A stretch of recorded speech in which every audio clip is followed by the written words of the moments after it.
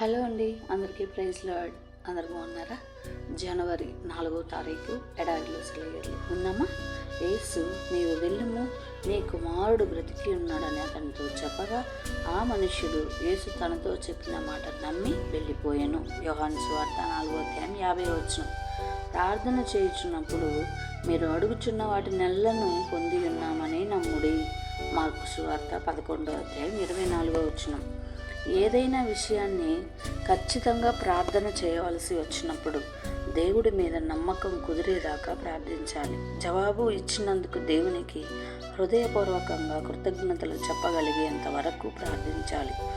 జవాబు ఇంకా ప్రత్యక్షం కాకపోతే అది అవుతుందా లేదా అన్న అపనమ్మకం నీలో ఉన్నట్టుగా ప్రార్థించకూడదు.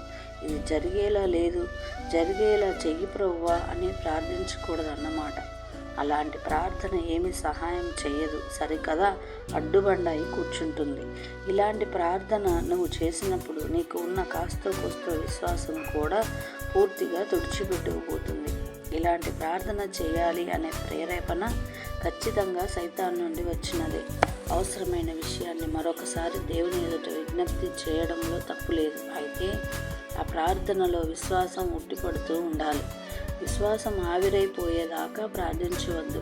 జవాబు కోసం కనిపెడుతున్నాను, నీ మీద నమ్మకంతో ఉన్నాను, నీ నుండి రాబోతున్న జవాబు కొరకై వందనాలు అంటూ ప్రార్థించాలి. జవాబు వస్తుందని తెలిసి దానికోసం స్తోత్రాలు చెల్లించడం కన్నా గట్టి విశ్వాసం వేరే లేదు. విశ్వాసాన్ని తుడిచిపెట్టే దీర్ఘ ప్రార్థనలో దేవుని వాగ్దానాలను తృణీకరించడమే కాక మన హృదయాలలో అవును అంటూ మెల్లిగా వినిపించి ఆయన స్వరాన్ని కూడా నొక్కేస్తాయి. ఇలాంటి ప్రార్థనలు హృదయంలోని అల్లకల్లోలాన్ని తెలియజేస్తాయి.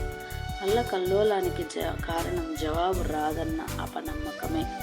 విశ్వాసులమైన మనము, విశ్వాసులంగా ఉన్న మనము ఆ విశ్రాంతిలో ప్రవేశించుచున్నాం. హెబ్రీ 4:3.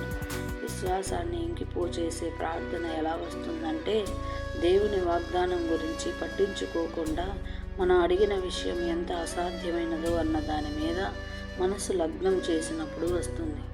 అబ్రహాము తన శరీరం మృతతుల్యమైనట్టు భావించెను, కానీ అవిశ్వాసం వలన దేవుని వాగ్దానమును గురించి సందేహింపక.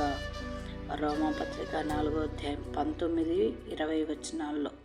విశ్వాసాన్ని వాడిపోయేలా చేసే ప్రార్థనలు మనం చేయకుండా ఉండేలా జాగ్రత్త పడదాం. విశ్వాసం అన్నది ఒక ఆలోచన కాదు, ఒక దృశ్యం కాదు, ఒక వివేచన కాదు. దేవుడి మాటను ఉన్నదున్నట్టుగా నమ్మడమే. ఆందోళన ఎప్పుడు మొలకెత్తుతుందో విశ్వాసం అప్పుడే వాడిపోతుంది. నిజమైన విశ్వాసం పుట్టడమే ఆందోళనకి స్వస్తి. అన్నీ చక్కగా అమరుతూ ఉంటే నువ్వు విశ్వాసాన్ని ఎప్పుడు నేర్చుకోలేవు. నిశ్శబ్దమైన వేళలో దేవుడు తన వాగ్దానాలని మనకిస్తాడు. గంభీరమైన కృపగల మాటలతో మనతో తన నిబంధనని స్థాపిస్తాడు. ఇక వెనక్కి తగ్గి ఆ మాటల్లో ఎంతవరకు మనకి నమ్మకం ఉన్నది కనిపెడతాడు. ఆ తర్వాత శోధకుడిని మన దగ్గరికి వచ్చేందుకు అనుమతిస్తాడు. మనకి సంభవించేవన్నీ దేవుని మాటలకు వ్యతిరేకంగానే జరుగుతున్నట్టు కనిపిస్తాయి. ఈ సమయంలో విశ్వాసానికి పట్టాభిషేకం జరుగుతుంది, నమ్మకం గెలుస్తుంది. ఇప్పుడైతే మనం చెలరేగే తుఫానులో మన సాటి వాళ్ళంతా భయంతో వణికిపోతున్న వేళ జయోత్సాహంతో కేక పెట్టాలి. దేవుడు చెప్పినట్టే చివరికి జరుగుతుంది. నేను ఆయన్ని నమ్ముతున్నాను. దినకరుడు జీవించినంతకాలం, నక్షత్రాలు ప్రకాశించినంతకాలం మరణంలోనూ మనుగడలోనూ విశ్వసించండి. ఆయన జ్ఞాన హస్తాలే మనల్ని నడిపిస్తాయి. చీకటి దారైన దివ్య సంకల్పపు దివ్యలు వెలుగుతూ ఉంటాయి. Praise the lord.